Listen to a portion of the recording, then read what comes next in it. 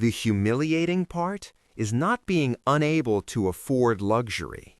It is needing to treat ordinary life like financial risk.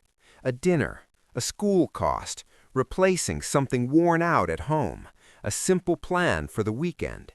None of these should feel loaded, and yet they do. Not because you are reckless, not because you want too much, but because normal life has started arriving with consequences attached to it.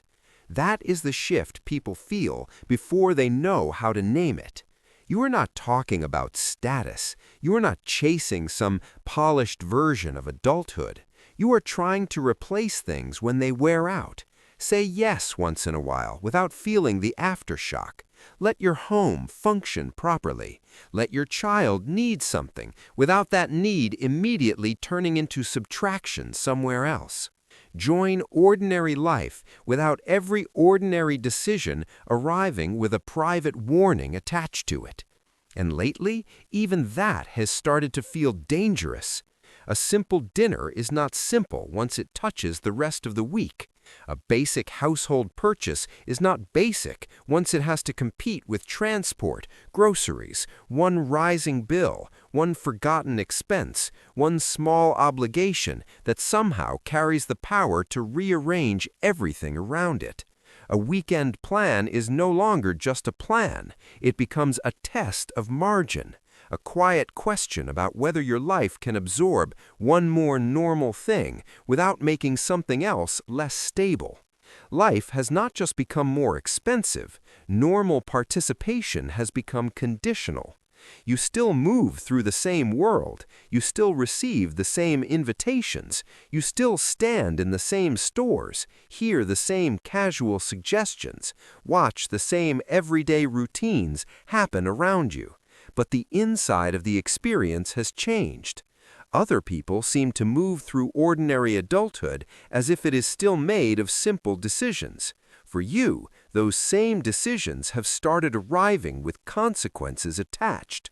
Not dramatic consequences, that would almost be easier to explain. Smaller ones, more embarrassing ones, the kind that do not sound serious enough out loud, but still follow you everywhere. The dinner that means being tighter 3 days later.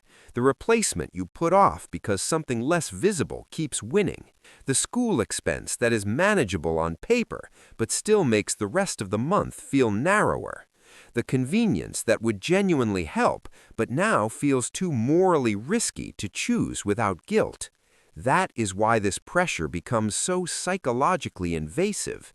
It does not only hit your account, it changes the way you enter normal life. You start pausing before answering harmless questions. You begin scanning ahead before agreeing to things that should not require strategy. You learn how to measure a week, not by what you want from it, but by what it can survive. The day becomes full of ordinary decisions, carrying a level of weight they were never supposed to have. A friend asks if you want to come out, and half your mind is already somewhere else, not on the invitation itself, but on what else is coming, the thing at home you are still stretching, the extra cost your child might need by Friday, the medicine you may have to buy, the fuel, the groceries, the one number in your account that looks acceptable only if the rest of life behaves perfectly for a few more days. That is not freedom. That is access under conditions. And once ordinary life starts feeling like that, you do not just become more careful, you become different. You stop suggesting things first. You wait to see what other people choose, partly because it is easier, partly because it saves you from having to expose your limits too clearly. You get better at sounding casual when you're actually calculating. You let worn-out things stay worn out because replacing them never feels urgent enough compared to the rest of what life is already demanding. You tell yourself something can wait, then tell yourself the same thing again next month, and after a while, inconvenience stops feeling temporary. It just becomes part of the atmosphere of your life. That is where the damage starts getting harder to measure. Because now, the cost is no longer just what you are not buying. It's what your life starts shrinking around. Your range gets smaller. Your ease gets smaller. Your spontaneity gets smaller. Your ability to respond from desire instead of caution gets smaller. You stop moving through life with the relaxed assumption that ordinary participation is available to you unless something goes wrong. Now it feels available only if nothing else goes wrong first. That change settles into the body. You feel it in how long you stand in front of something basic before deciding to leave it for later, in how quickly you dismiss small wants before they fully form, in how often you tell yourself it's not necessary, not worth it, not the right time, not a priority, when the deeper truth is that too many normal things have started competing for the same thin margin. The pressure is quiet, but it never really leaves. It follows you into errands, into plans, into the tone of your replies, into the speed with which you talk yourself out of things that should not have needed so much talking down. And the strange part is that from the outside, none of this looks dramatic enough to count. You are still functioning, still showing up, still paying what matters, still looking more or less fine. There is no obvious collapse for other people to point to, no cinematic disaster, just a long sequence of ordinary moments being made tighter, smaller, and heavier than they should be. That is exactly why so many people end up blaming themselves for it, because the world still presents normal life as if it is normal. It still treats basic participation like a simple matter of preference and discipline. Replace the thing, join the plan, cover the need, do the outing, buy the practical version, stay socially present, make normal decisions like a normal adult. And when those things start feeling difficult, people often assume the problem lives in their character before they question whether the standard itself has changed. Maybe I should be better at this. Maybe I should want less. Maybe I should stop feeling so much pressure around ordinary things. Maybe I'm making it heavier than it is. But that is one of the most corrosive illusions built into modern financial strain. A lot of people are not struggling because they want too much. They're struggling because what counts as a basic life now demands more room than their life actually has. That is different. And once you see that difference, a lot of other things start making more sense. Why saying no can feel oddly personal, even when the reason is practical. Why comparison no longer feels like envy in the obvious sense. Why hearing other people talk casually about things that have become strategic for you creates a low, private sting. It is not always about wanting what they have. Sometimes it is about realizing they still get to treat ordinary life like ordinary life. That can make a person feel strangely out of sync with the world around them. Not excluded in the dramatic sense, something quieter than that. You are still there, still included enough to look included, still participating enough to stay socially legible, but you are doing it with less room, less ease, less permission than the pace of everyday life seems to assume. You are not outside the world, you are just inside it more conditionally than other people appear to be. And that kind of conditional belonging leaves a mark. It changes how available you feel in relationships. It changes how relaxed you can be when life is already mentally occupied. It changes how generous your attention feels when every small choice has learned how to cast a shadow over the rest of the week. Even good moments arrive with static around them. Even harmless pleasures can carry a trace of threat. Not because the pleasure is wrong, but because your margin is so narrow that enjoyment itself starts feeling exposed.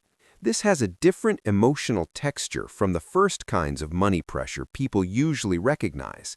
It is not just panic, it is not just shortage, it is not only the frustration of working hard and never feeling ahead. It is the feeling of living close enough to normal life to keep seeing it, while being forced to enter it more carefully than it was ever meant to require. That is why the humiliation here is so specific. You are not being denied extravagance. You are being taught to treat ordinary life like something you must earn the right to access safely. A simple plan, a useful convenience, a basic replacement, a modest social rhythm.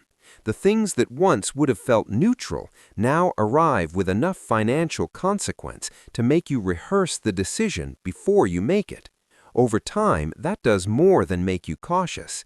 It starts training you to make yourself smaller in advance. Smaller expectations, smaller requests, smaller wants, smaller visibility, smaller participation. You stop reaching all the way toward normal life because experience has already taught you how expensive the reach can feel once it lands inside your month. And when that pattern goes on long enough, it begins to disguise itself as personality.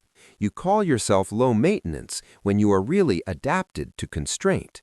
You call yourself practical when part of what you mean is trained to expect less. You call it maturity when what is actually happening is that wanting normally has become harder to tolerate than going without. You start mistaking compression for character. That misreading matters, because once a person starts treating adaptation like identity, they lose the ability to see the pressure clearly. They stop noticing how much of their so-called discipline is actually a response to living in a version of adulthood where basic participation has become quietly punishing. They begin giving themselves moral credit for surviving conditions that should have been named more honestly in the first place. The deeper truth is harsher than self-blame, but also cleaner. A lot of what feels personal here is structural. A lot of what feels like inadequacy is actually exposure. A lot of what feels like overthinking is your nervous system learning that ordinary life now carries enough hidden cost to require vigilance. That does not make the pressure smaller, it makes it legible. And once it becomes legible, the shame starts changing shape. Because now the issue is no longer, why can't I handle normal life better? The issue becomes, when did normal life start demanding this much restraint just to remain possible? That lands hard because it reaches beyond budgeting. It touches adulthood itself. What adulthood is supposed to feel like, what stability is supposed to buy, what responsibility is supposed to return. Most people can tolerate a heavy season if they believe it is making life more inhabitable. What wears them down more quietly is when even ordinary participation starts feeling fragile while they are still expected to call that normal. So if living like everyone else has started to feel like a luxury, the point is not that you are greedy for wanting more. The point is that the standard has drifted so far from reality that normal life is still being marketed as basic while demanding the kind of margin many people no longer have. That is why this experience cuts so deep. It does not just take money, it interferes with belonging, with ease, with spontaneity, with the ability to want something ordinary without first preparing for the penalty. It turns normal life into something that can still be seen, still be performed, still be approximated, but not safely inhabited in the way it once was. And once that becomes your reality, the final damage is not just that you spend less, it is that you begin editing yourself to fit a life that was already edited against you.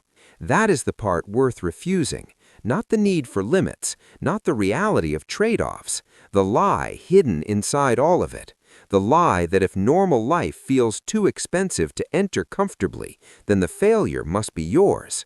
Sometimes the more truthful conclusion is far less flattering to the world around you. The standard itself became false. What is being called ordinary now often comes with enough pressure, enough hidden cost, and enough demanded restraint to distort the person trying to live inside it. So if you have been feeling smaller, tighter, more hesitant, more self-censoring than you used to feel, don't rush to turn that into a personality verdict. You may not be becoming less capable. You may be living inside a version of normal life that keeps asking for more room while punishing you for noticing. And that is why this pressure feels personal. not because you are asking for too much, because you are asking for something that still calls itself basic, even after it stopped being safe to live.